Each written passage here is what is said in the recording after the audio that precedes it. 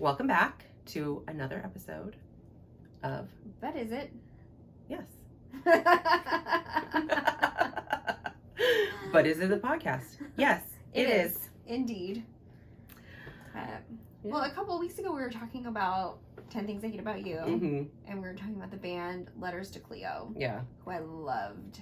Well, and I think like this episode and the last two episodes, like there is a through line of like music and the time periods and the ages and like all of that, and like there's this through line of like Bikini Kill and this like riot girl movement, which I think is going to lead really nicely into what we're talking about, and I'll talk about more later. But but speaking of like I was just thinking about like what the music was too, like when these movies came out, like what was the music that we were listening to, and the soundtrack to those movies. Exactly. I have the 10 Things I Hate About You soundtrack. I had it at some point.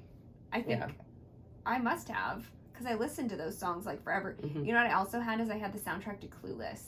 I have it too. Loved listening to that. Still have that. Looking out the dirty old window. Yep. So like now you're thinking like, is this like an Noxema commercial or what? And now we just quote the whole movie again. Yeah, we just do. Let's act it out. Clueless in 4 parts.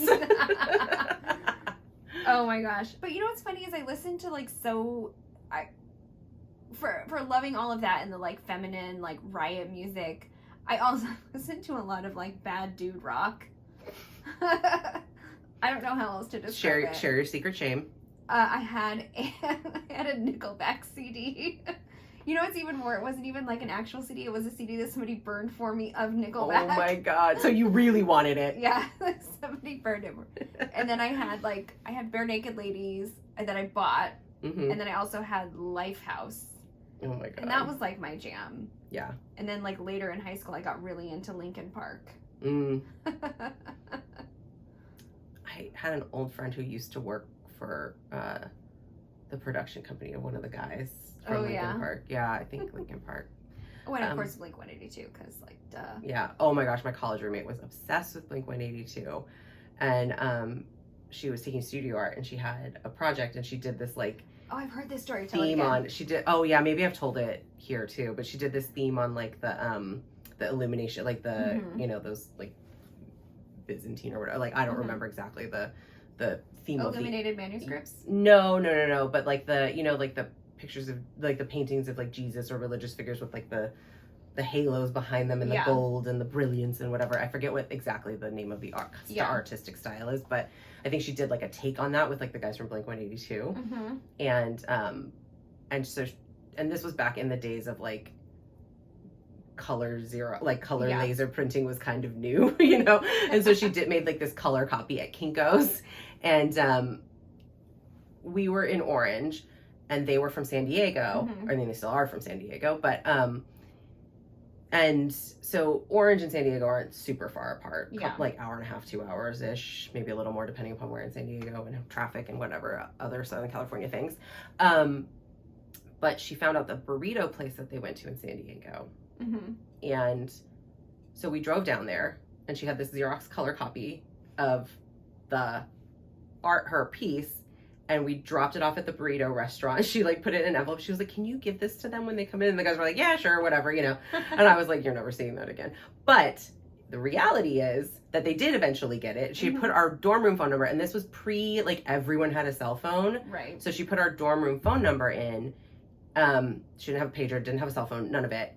And they called, and I was taking a nap, and they called, and I answered the phone, and I was like, who is calling me right now? I was so irritated. I was like, hello? How dare And they were like, hey, is Megan there? And I was like, no, can I take a message? And they were like, oh, this is like Mark and Tom from Blink-182. And I was like, wait, what? And so then we had this whole conversation, and I was like, okay, well, I'll tell her you called, like, but you should and they wouldn't give me a number, obviously, but like, they were like, we'll try again. And and then the second time that they called, because they were really like, they loved her piece, and like it was probably like one of the coolest things a fan, because that was pre like fan art and the internet. It was like not really pre the internet, but it was like the very early days of the internet. So like there wasn't all this like fan art, and there weren't conventions weren't a big thing. There were like Comic-Con has gone insane in comparison. So there weren't like these conventions where tons of people were like, fan art was like just popular, and like everyone had it, and you were giving gifts to like your favorite, like, you know, whatever. And they're a band, like they're not comic book characters, so it's like also a different kind of fan. So I think it was like probably like one of the coolest things that ever happened for them, like one of the coolest things a fan ever did. And so they were like super jazzed about it. So then they called back, and I was the only one home again, and they were like, tell her to get a cell phone. And I was like, you pay for it, you know. But then I think they like talked about it in a magazine at one point. It was just funny. But then they did like an album release, and they had a signing, and so of course she like went to go wait in line like overnight for that, and she took the original to have them sign it, and she wanted it signed with a silver Sharpie, because like silver Sharpies were new, and also you don't want to put a black Sharpie on this piece of art that she did. And the people like in the line were giving her a hard time, and the guys were like, no, it's fine, just let her. And so then she stops at Travis first, and he's like, you guys. I mean, I wasn't there for this one, but like hearing the story, he was like, guys, and they were all like, oh my God, it's you! So that's my Blink-182 story. That's amazing. Yeah. And while she was waiting in line for that, her sister and I went to Wango Tango, because she had won Wango Tango tickets on the radio and couldn't go because it was the day of the... Oh my God. I think that was the reason why she couldn't go. But yeah, Lindsay and I went to... that could only happen in like California. I know, right? It's so weird. New York. Yeah, like, I mean, they could happen, but like, so weird. Yeah. So weird and random. So what did you listen to? I was a very like boy band. Like I listened to New Kids on the Block. I listened to Backstreet Boys. I listened to NSYNC. I listened to Britney Spears. I listened to Jennifer. Like I was very like, that was my. I was very into pop. Paula Abdul, Debbie Gibson, Tiffany, Whitney Houston. Bring It On. Like all of it. That was me. But my secret shame CD, since you shared yours, my secret shame is that I had the Creed CD. I didn't have their CD, but I definitely have them on my like iPod. In fairness to me, it was back in the day when like Columbia House and BMG did their like 10 CDs for $1. Yes. And so you'd sign up for it, and then you'd like have to remember to cancel it like right away. That's how I ended up with my Bare Naked Ladies CD. And then if you forgot, you had to buy random CDs all the time. That's how I ended up with Bare Naked Ladies. I didn't actively seek it out. They just sent it to me because I forgot to cancel. And then I like went to Collection or something, and I called them up in a panic, crying. Of like, I'm not even 18 yet, and you know, like I don't want to have like be in debt so early because I'm like dumb and don't understand. Oh my God. And they're like, well, I'm gonna stop you right there because you're not 18, we shouldn't have even ever done this. Yeah. And so we're just gonna cancel everything and pretend it never. Oh my God, that's amazing. That's how I ended up with a free Bare Naked Ladies CD. Oh my God, I love it. Oh my God, that's amazing. But yeah, I ended up with like whatever like the free ones that I got for like the nothing. Yeah. Was like, I think I got like a Fuji CD. Oh yes, I have the Fuji. Because I loved Killing Me Softly. But yeah, I couldn't even tell you what else I got, but. I got so many CDs from there, but I also had like a ton of. I was really into music. Yeah, and probably also like Dixie Chicks Fly because where I grew up, everybody listened to country. So. Oh my God, and the Dixie Chicks were like a very crossover kind of band. You know, I remember we went and saw them one year. We went and saw them with one of my sorority sisters, whose uncle is like a huge retailer, and he had a box, and so like a bunch of us just went to the concert in the box seats. And then another time, another friend from college and I, we bought tickets, and we missed like all the floor seats had sold out, like, and so we had to be like in like kind of further back because we were gonna pay for like the front row if we could.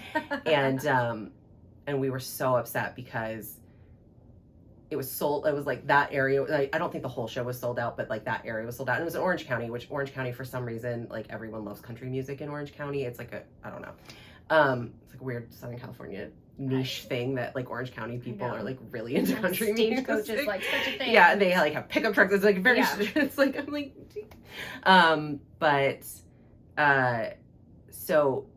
but right, like not long before the concert, it was 9/11, and Natalie had made some of those comments about, like, she was like, I'm ashamed to be from Texas because that's where George W. Bush was from, and then they were basically just all of that blacklisted backlash forever.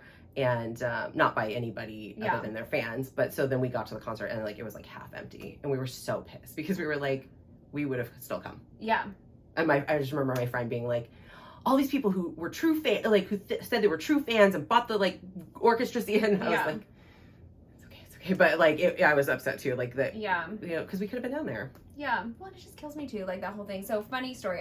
Not funny story, but just funny timing. Mm-hmm. I randomly just felt like listening to some of my old like country, probably because I was in Wenatchee, and so I was exposed to more country, and I was like, like somebody at karaoke saying like the Carrie Underwood "Blown Away" and Miranda Lambert's "Not Your Mama's Broken Heart." So I'm like, I want to listen to like I have like on my Spotify a like country rock playlist that I had put together, and it has the Dixie Chicks song that came out after all of the backlash from, you know, their comments after 9/11 and Truth. Shut Up and Sing. Oh yeah. That one. Freaking love that movie, that song. And so I was like singing it in my car and like literally just the other day I was doing this. It's so wild. They're so good. Yeah. But their career never really recovered. Which kills me because they're just talented. Also, that's such like an innocuous thing to say now. And like these days, like these days, like more people become fans of theirs. Like no one would bat an eye about what they're saying. And like, yes, they'd lose like the MAGA people, but they would have lost them long before that anyway. But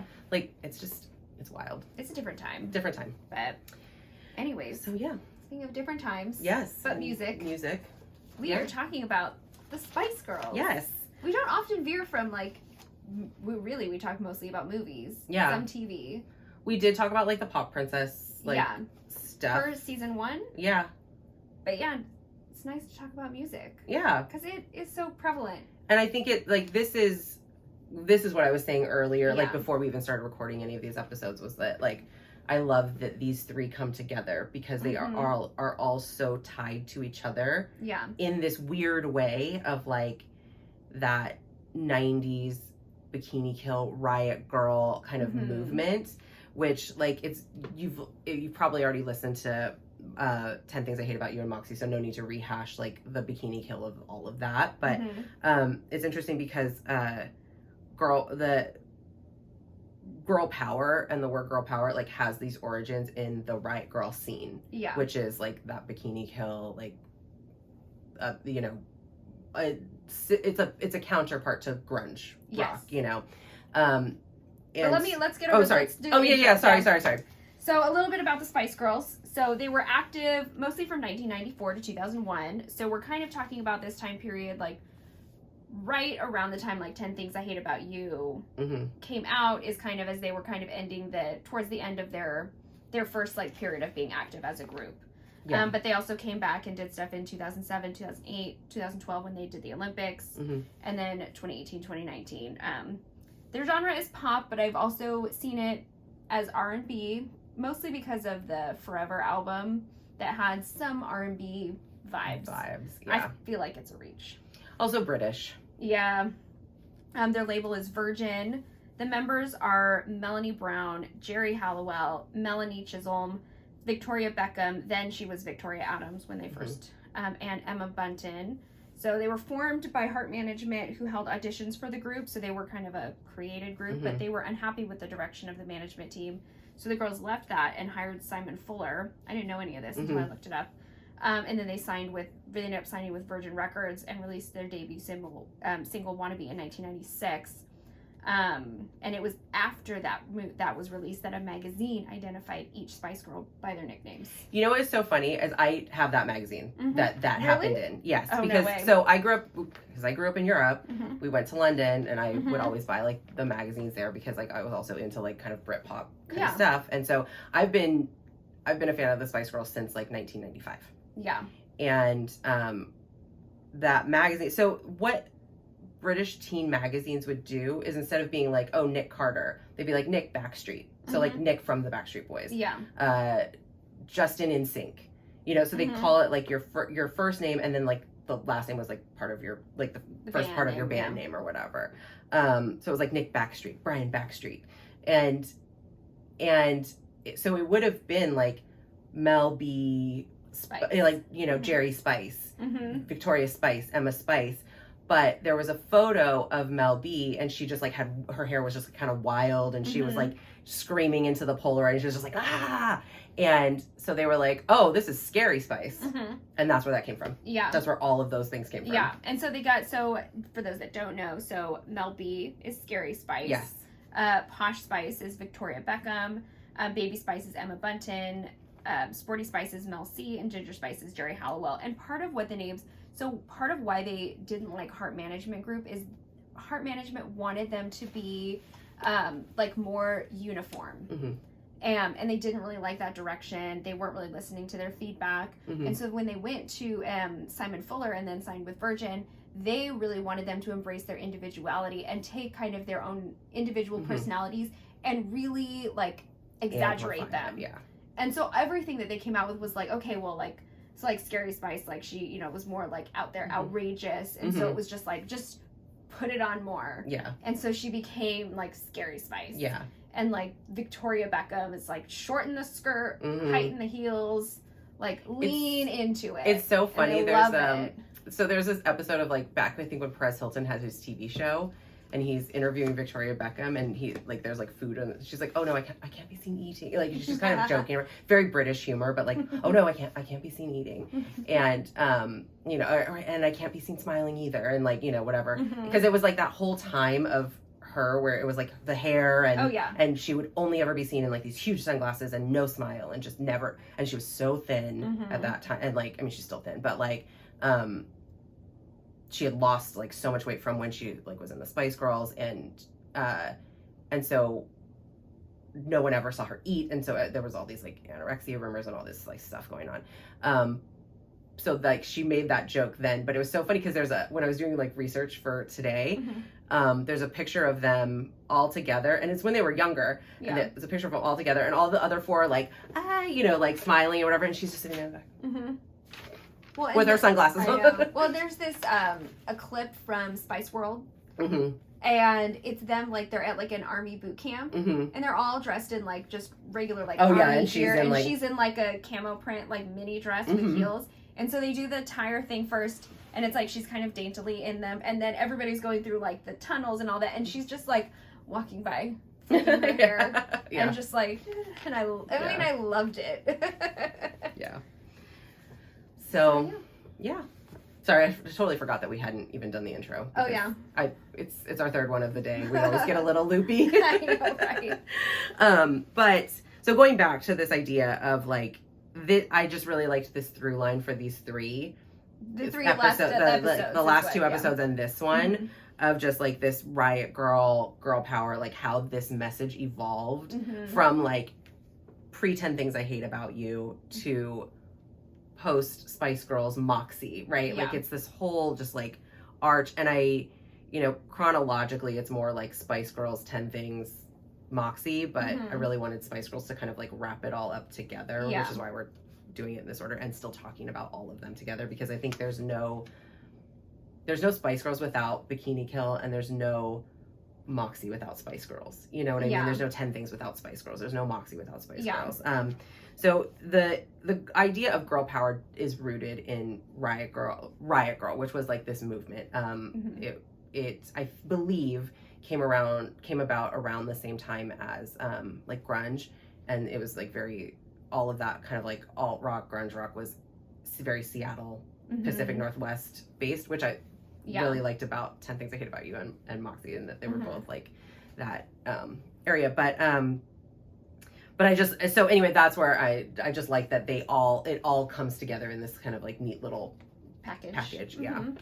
That was all I was gonna say about that. Yeah. Well, and I don't know, I didn't really have anything to add to that.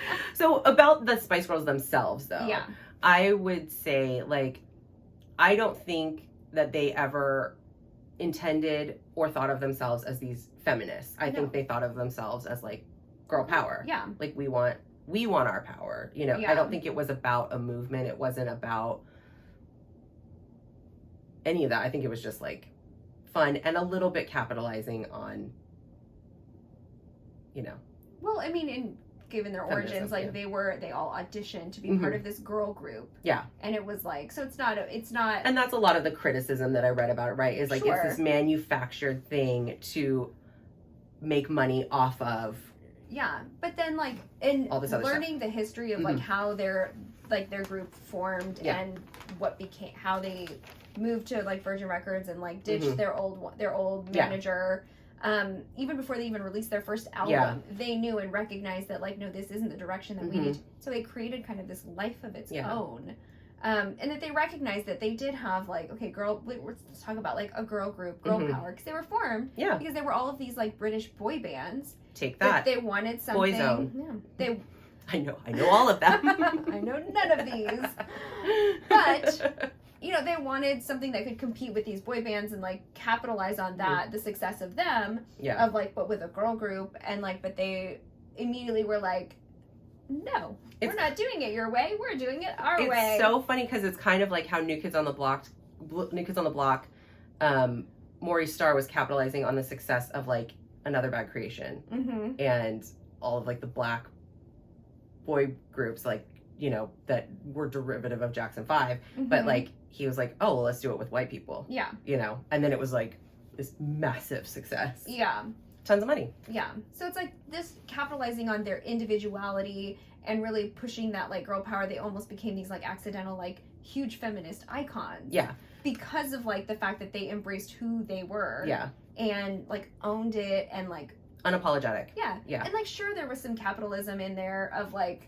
Yeah. It was good marketing. We all want to make a living. Sure. Of course. And it's, like, this was their chance to, like, be... And, like, so I think I even said, like, do I love their music? Like, sure, some of it, but not all of it. But, like, I love them. Yeah. And I, like, always will. Yeah.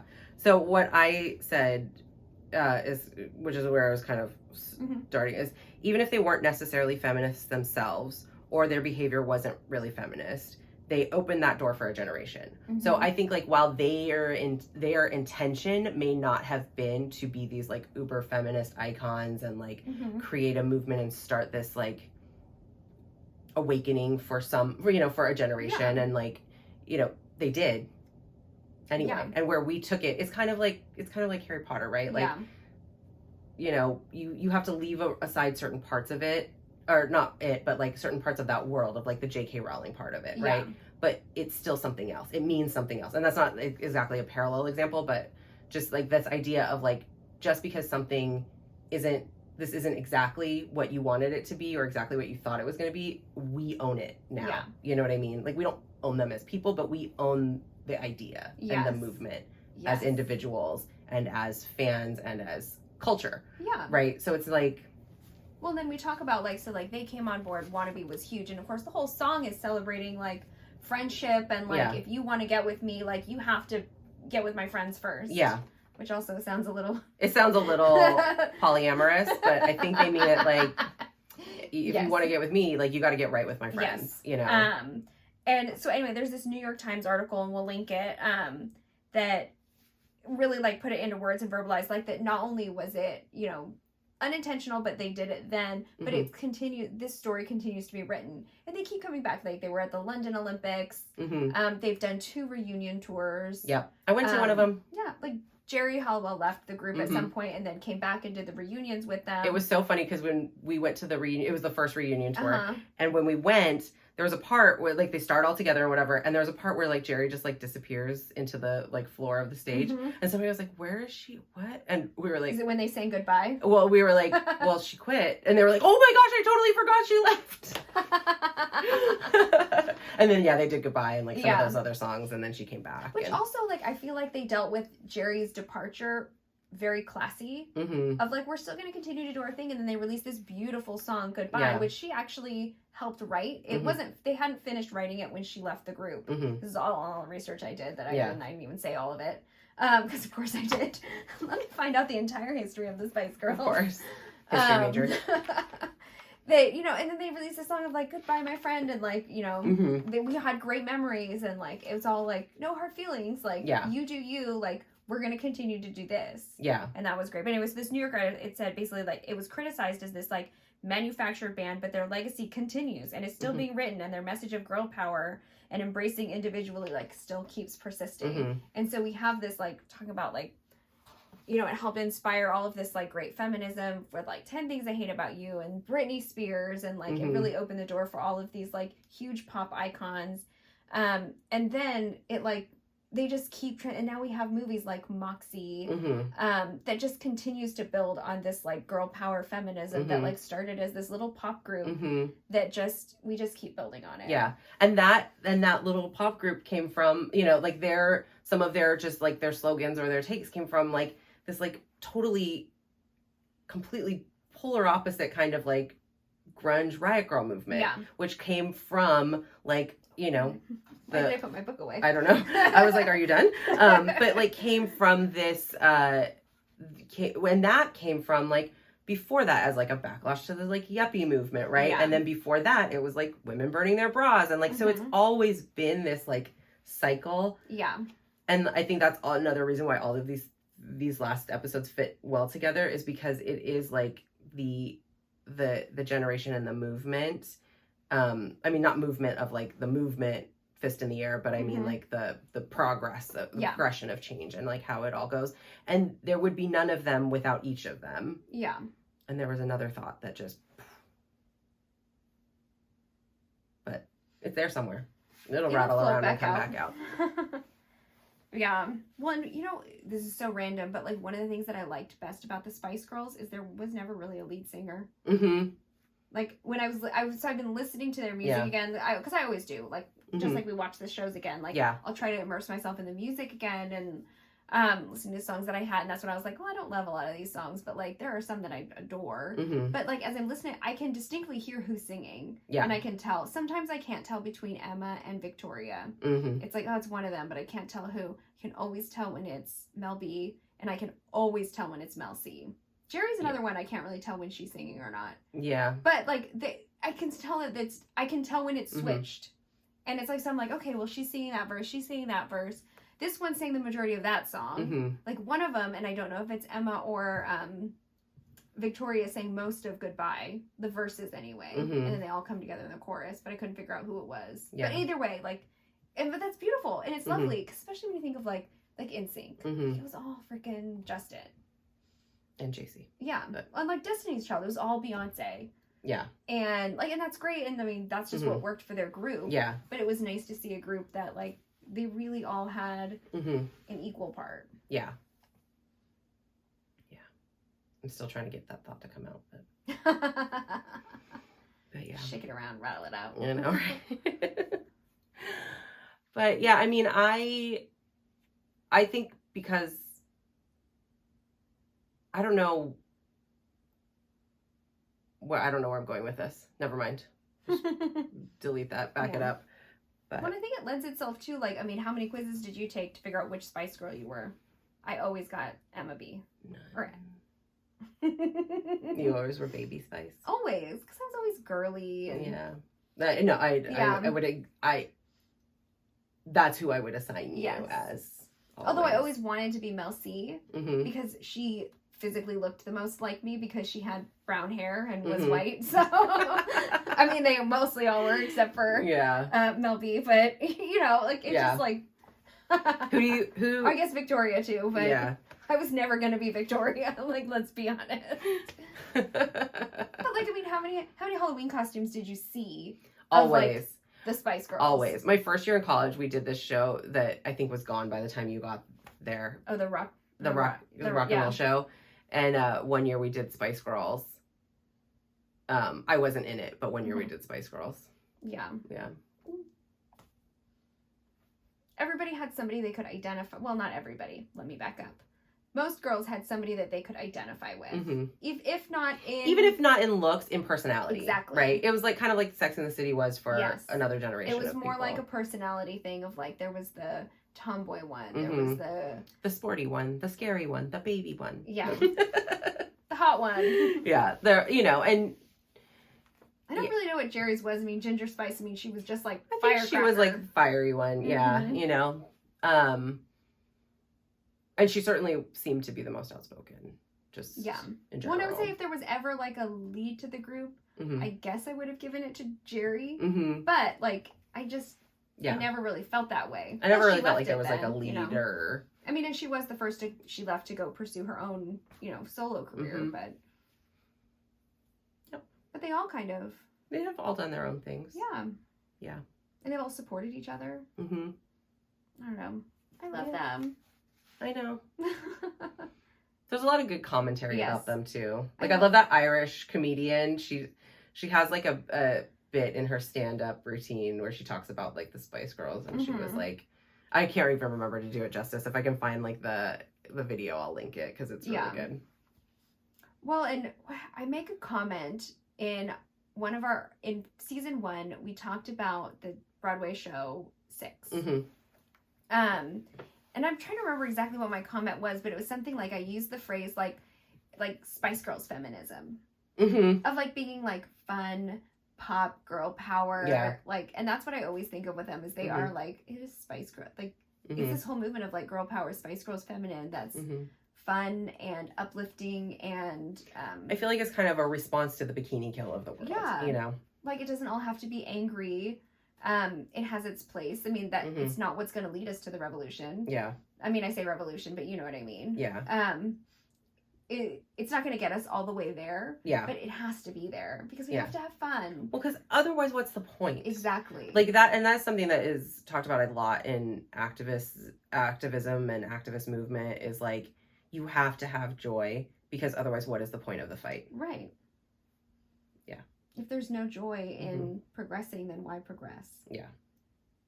So I love them for that. Well, and I think there's room for everything. Yeah. I think we are out of this idea of like this binary idea that something, or not binary, but like this idea that there's only one way to be feminist. There's only one way to whatever else. Exactly. And the Spice Girls are the embodiment of like exactly that you can be this thing. You can be any kind of girl. Yeah. Yeah. And I love it. Yep. Favorite song? Wannabe. Mm-hmm. I think mine, I'm trying to remember all of them. I mean, like the the only ones that are sticking out are the like really popular ones. I will say I do not like, there is a line in Spice Up Your Life where they talk about a yellow man in Timbuktu, and I get really like I didn't ever catch it until I've ever caught it. It came on and I was like, oh yeah, I forgot that was there. Yeah. But I like Say You'll Be There.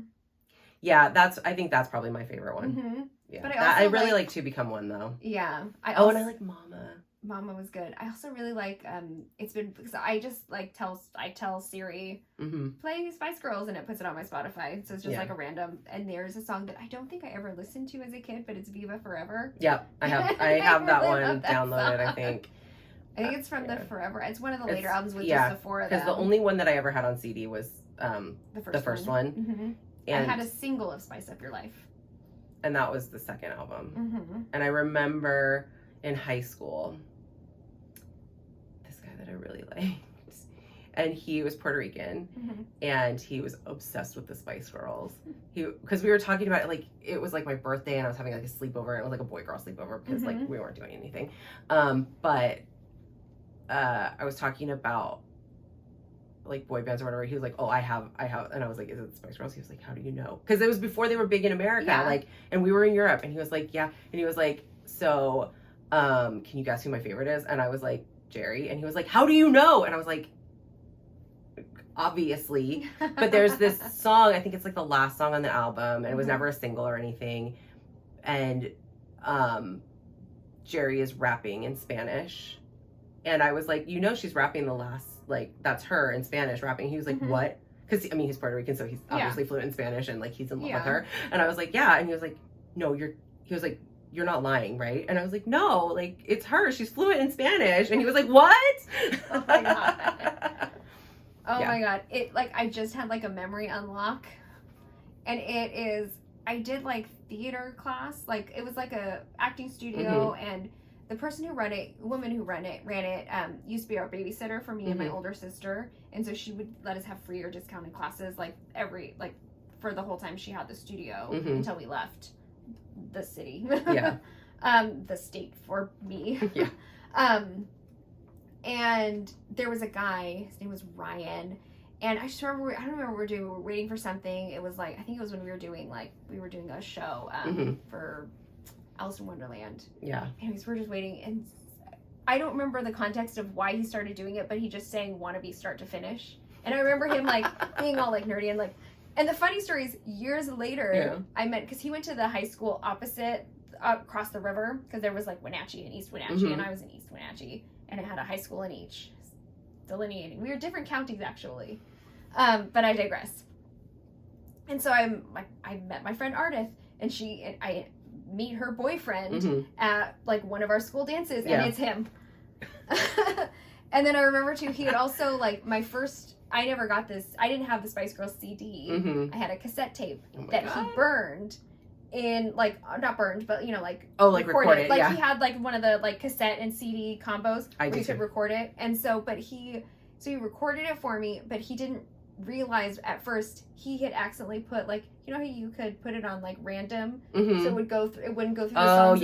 So I had the tape, but in a completely different order. So, oh my gosh, how funny! "Wannabe" was on like side 2 or something like that. Anyways, memory unlocked. Randomly. Oh my gosh, that's so funny. That is funny. Yeah.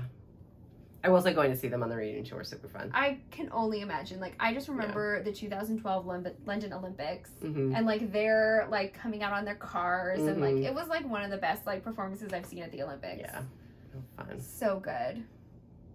Right. Yeah. There's the Spice Girls. Spice Girls. Which Spice Girl are you? We know who I am. I know. I don't know. Who do you think? Ginger. Yeah, you think? Yeah. Okay. You're fiery. I think that is like a very. This is not a criticism of any of that. I think people think that about me, but I don't think I am as much as people think I am. You know what I mean? Yeah. But maybe I am, and I'm not like, and I am more than I think I am. But like, because I'm like, because it's like everyone's like, oh, you're the Samantha. Like if we're talking about Sex and the City, it's like, oh, you're the Samantha. And I'm like, I wouldn't put you as the Samantha. I'm really not though. I'm really much more of a Miranda, except not in the reboot. No, I am Miranda. Pre-reboot. Yeah. But yeah. Pre-movies. Yeah. Well. Anyway. Until next time. Have Ginger and Baby out.